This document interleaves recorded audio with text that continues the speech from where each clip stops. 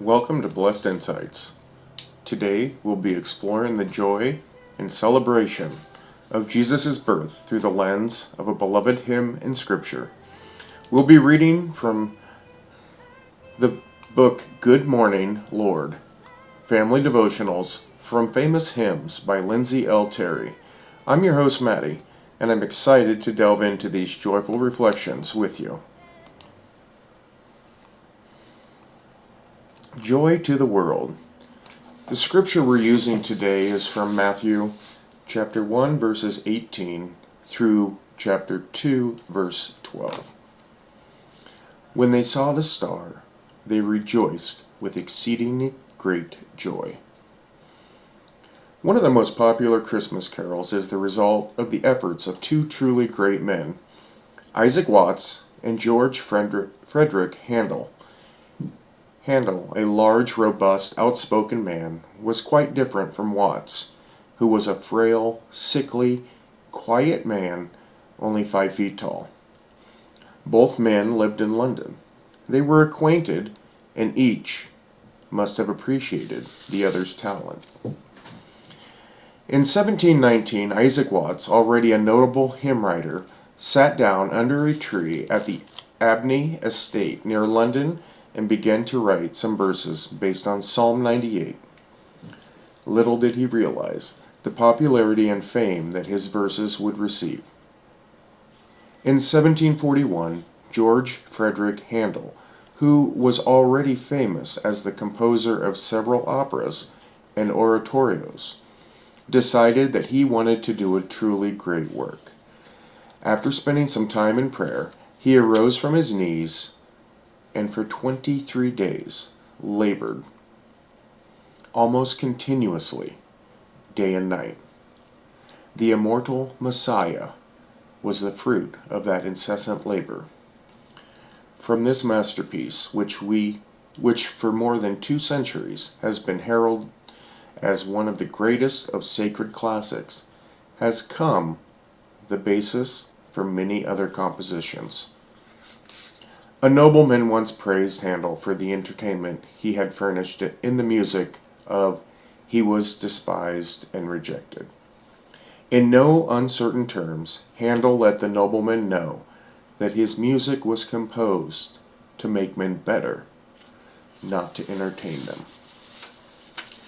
Almost 100 years later, Boston's choir director-composer Lowell Mason adapted a portion of Messiah to fit the poem Isaac Watts had written in 1719. In every Christmas season, we hear it around the world, the resounding strains of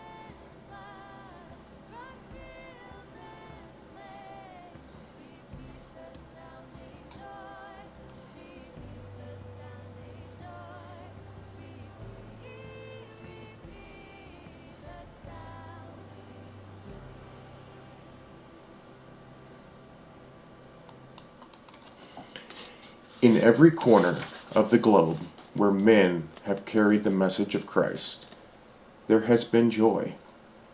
Christ sets the captive free and puts a song in hearts. He redeems souls. He reigns as king in the hearts of men. He lifts the status of women from slavery to wife and mother.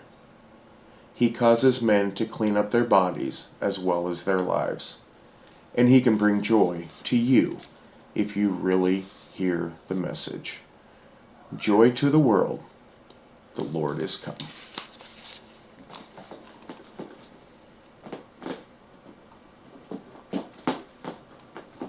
The birth of Jesus and the hymn, Joy to the World, both reminds us of the incredible joy that Christ brings into our lives. As we reflect on these truths, let us carry this joy with us and share it with those around us. Thank you for joining me on Blessed Insights. If you have your own reflections or stories about experiencing the joy of Jesus in your life, I'd love to hear from you. Share your experiences with us on social media or through the website. Until next time, keep celebrating the joy of the Lord and let His light shine through.